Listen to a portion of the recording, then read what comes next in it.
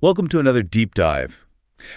Today, we're diving into something a lot of you have been asking about, parental controls. We've got a pretty interesting mix of sources this time. We've got some background info from Wikipedia, of course, and then we're going to be looking at the marketing material for this app called XRXES. Sounds intense. Yeah, and to round things out, we've even got an informational guide from the Australian government. Oh, wow. Okay. The Aussies, huh? Yeah, it's going to be interesting to see all the different perspectives on this.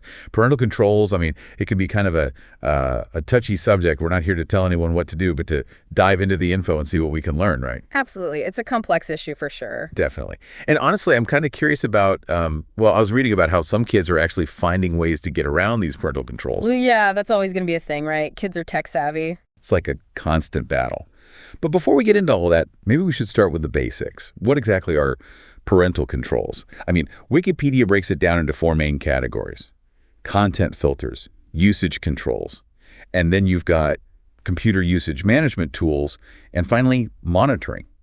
It's layers on layers of control. Yeah, I think a lot of people might be surprised at just how many different ways there are to try and manage what kids can do online. And the thing is, each of those layers, they have their own kind of implications. Like content filters, on the surface, they seem pretty straightforward. But I bet it's a nightmare trying to actually keep up with all the new ways people are figuring out to access restricted content. Oh, absolutely. It's like an arms race, you know? And then you've got usage controls. Think screen time limits, right? And I mean, those can be effective, I guess. But do they really teach kids how to manage their own time? Does it really build those self-regulation skills? That's a great point. And it's something that the Australian government actually emphasizes in their guide, you know? It's not just about restricting access, but about teaching kids healthy online habits. Like teaching them to swim instead of just throwing them a life preserver. Exactly. It's about empowering them to make good choices, even when no one's looking over their shoulder. Makes sense. So then what about those computer usage management tools? What do they actually do? Well, those are the ones that can actually block specific applications or websites altogether. So you can say, okay, no social media during homework time or, whatever it is. I could see how that would be helpful, especially for younger kids. But I bet teenagers would have a fit if they couldn't access certain things, especially for schoolwork and things like that. Yeah, I mean, where do you draw the line, right? It's a tough one. It is. And then we get to the most controversial category of all, monitoring. That's where things get really interesting. This is where apps like XRXES come in. They basically track everything. I mean, we're talking location tracking, message monitoring, even, get this, keystroke logging. That means they can see everything a kid types, even if they delete it. Whoa. It's kind of creepy when you think about it. Big Brother vibes, you know? Right. I mean, XRXES is marketing themselves as this digital guardian angel keeping kids safe online. But I can't help but think, at what cost? Is this level of surveillance really necessary, or are we just creating a generation of kids who are used to being constantly monitored? That's a huge question, and honestly, I don't think there's an easy answer. But it's definitely something we need to be thinking about. I mean, the Australian Guide actually cautions against overly strict monitoring. They say it can lead to anxiety in kids and even make them more likely to try to find sneakier ways to get around the controls. Makes sense. It's almost like they're learning to be deceptive from a young age, which is kind of ironic, considering the whole point of parental controls is to keep them safe, right? Yeah, it's a complicated issue for sure. Definitely. So let's get back to XRXES for a minute. They really do seem to offer a ton of features: call tracking, social media monitoring, the whole 9 yards. They claim it's all encrypted and only visible to the account holder, which would be the parent, I guess. But even so, I'm not sure how I feel about all that data being collected in the first place. Yeah, it's a bit unsettling, isn't it? It makes you wonder, where does it stop? I mean, if we're comfortable with this level of monitoring for kids, what's next? Exactly. It's a slippery slope. And here's something I found interesting. The Australian Guide actually mentions XRXES by name, which I wasn't expecting. Huh. That is surprising. Yeah. But they do offer a pretty balanced perspective, I'd say. They remind parents that parental controls are just one piece of the puzzle, right? They emphasize the importance of open communication, making sure kids understand digital literacy, and establishing healthy online habits as key pillars of online safety. Yeah, it can't just be about installing an app and calling it a day. Right. It's got to be about teaching kids how to navigate the online world safely and responsibly, not just trying to control their every move. Couldn't agree more. So it sounds like there's a lot more to this whole parental control thing than meets the eye. It's not as simple as just choosing an app and setting some restrictions. Definitely not. It's about finding the right balance between protection and autonomy and making sure kids have the skills they need to be safe and responsible digital citizens. Okay, so before we get too deep into the ethics of it all, maybe we should take a step back and talk about how we got here. I mean, parental controls haven't always been so sophisticated, right? Oh, absolutely not. You know, those early attempts at content filtering were, well, let's just say they were pretty ineffective. I can imagine. It must have been like trying to hold back a tidal wave with a sieve. Yeah, pretty much. The early filters, they mainly relied on simple keyword blocking, and kids figured out how to get around those pretty quickly. I mean, come on, kids are creative. It reminds me of that classic story about the kid who bypassed the school's internet filter by simply searching for "clubbutic" instead of, the actual word. Right. And those filters ended up blocking tons of legitimate websites, too. Like, imagine trying to do research for a school project and getting blocked from accessing a website because it contains a word like breast in a biology context. Oh, I can see that happening. Yeah. Talk about unintended consequences. But hey, as the internet got more sophisticated, so did the tools to try to control it. Exactly. I mean, the introduction of the V-chip in televisions, that was a pretty big step forward. Remember that? Oh yeah, the V-chip. Parents could block certain programs based on their ratings.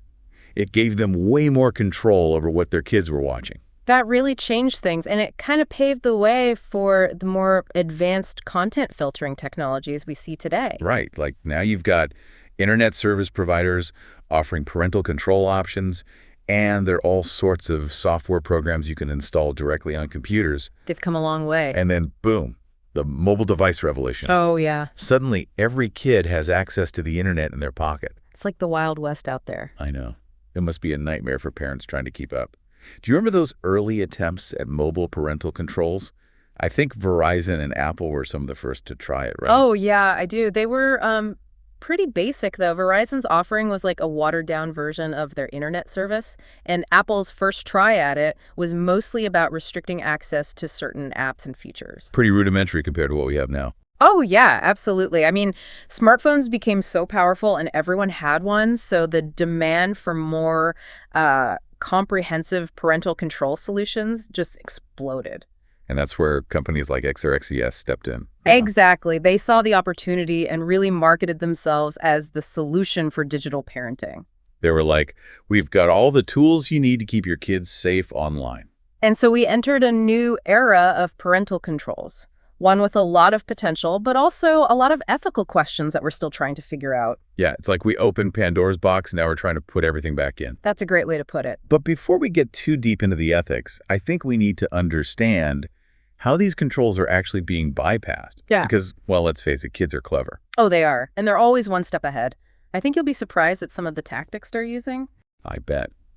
Let's explore that right after this quick break. All right, so let's talk about some of these sneaky tactics that kids are using to, well, get around these parental controls. Earlier, we were saying no system is foolproof, right? And I was looking at the Wikipedia page, and they have this whole list of different ways to bypass parental controls.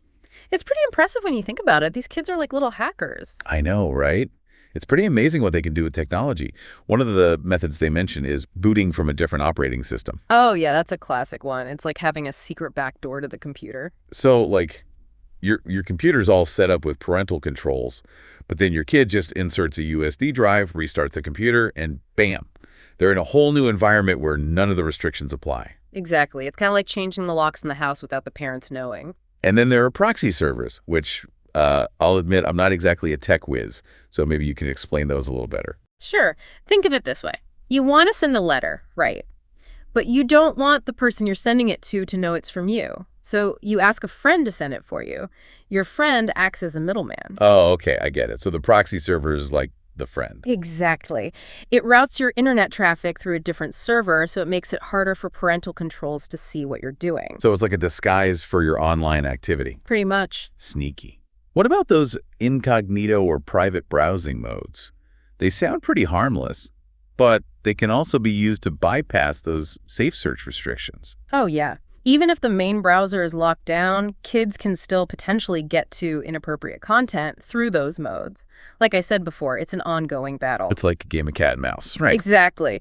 But here's the thing. Even though some of these things might seem like harmless pranks, they do bring up some pretty important ethical questions. That's true. Are we accidentally teaching kids that it's okay to manipulate technology to get what they want, even if it means being deceptive? That's a valid concern. I mean, what happens when those skills are used for something more serious than just bypassing a filter? Yeah, it's something to think about. The Australian Government Guide actually talks about this too. They stress how important it is to teach kids about ethical technology use alongside digital literacy.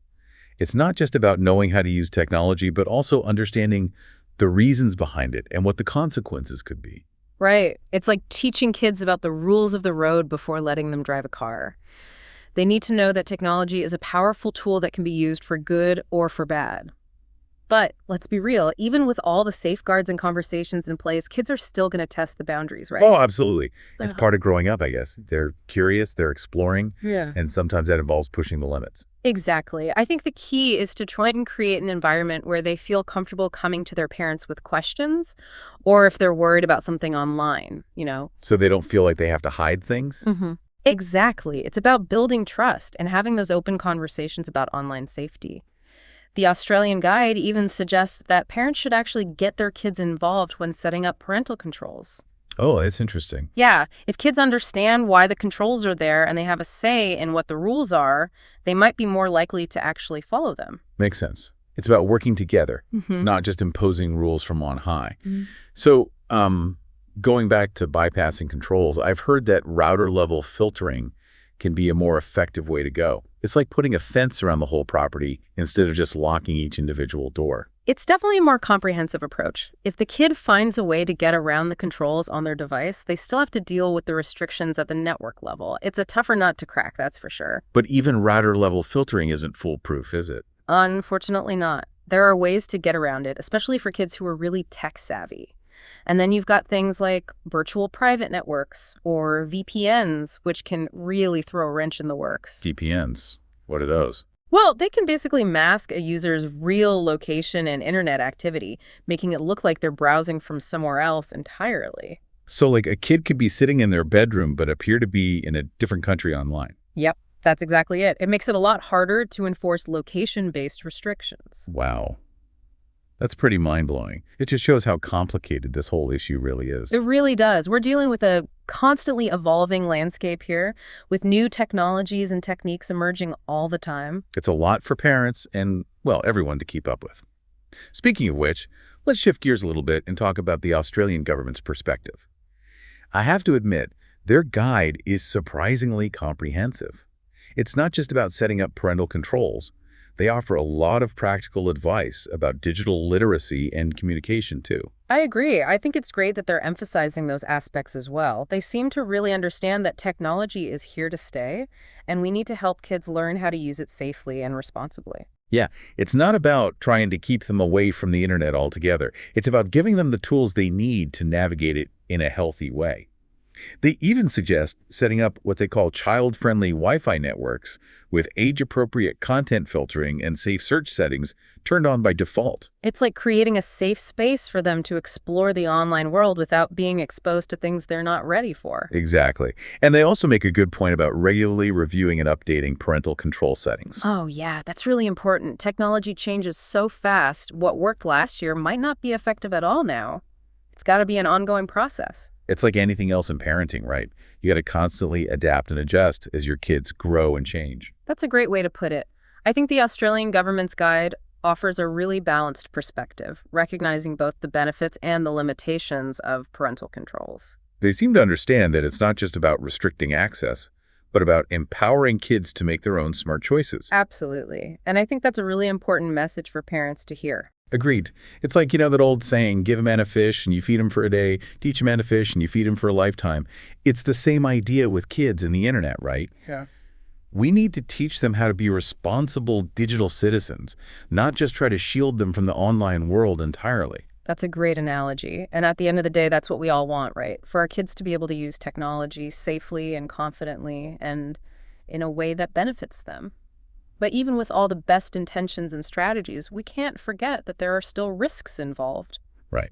And maybe sometimes those risks are worth taking to allow kids to learn, grow, and explore. It's a delicate balance, and there's no easy answer. But I think having these conversations is definitely a step in the right direction. Agreed.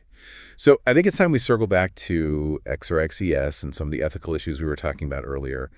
All this monitoring, it just seems like a really gray area. Yeah, it is. And those are some important questions we need to address. I mean, where do we draw the line between protecting our kids and invading their privacy? So we've talked about all the different ways parents can try to control what their kids see and do online. And we've even touched on some of the ways those clever kids are finding ways to get around those controls. But I think it's time to really dive into the big question here. Is all this monitoring, is it actually ethical? Yeah, I mean, that's the heart of the issue, isn't it? And honestly, there are no simple answers here. The sources we've looked at, they all agree that using software like XRXES to keep tabs on kids under 18, it's totally legal. But, well, just because something's legal doesn't mean it's necessarily the right thing to do. Exactly. I think this whole discussion really boils down to how we define privacy in the digital age. I mean, parents obviously have a responsibility to keep their kids safe, both online and offline. But when does keeping them safe cross the line into, basically spying on them? It's a really tricky situation. Where's that line between being a responsible parent and becoming like a digital big brother? Yeah. And what kind of message does it send to kids when they know their every move online is being tracked? Does it build trust, or does it make them feel like they can't trust their parents? That's a great question. I think the Australian government guide kind of leans towards a more middle ground approach. Yeah. They advocate for using parental controls, but always in combination with open communication and digital literacy. It's about teaching kids to make good choices online, not just locking them out completely. Right. It's about giving them the tools and knowledge they need to be safe and responsible, even when no one's watching. But I can't help but wonder if too much monitoring might actually backfire. How so? Well, if kids feel like they have zero privacy, they might just become more secretive and try even harder to find ways to hide what they're doing. It's like the whole forbidden fruit thing, right?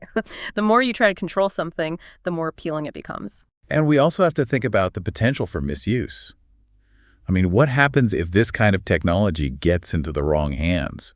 Could it be used to, I don't know, bully or manipulate kids? It's a scary thought, but it's something we have to consider.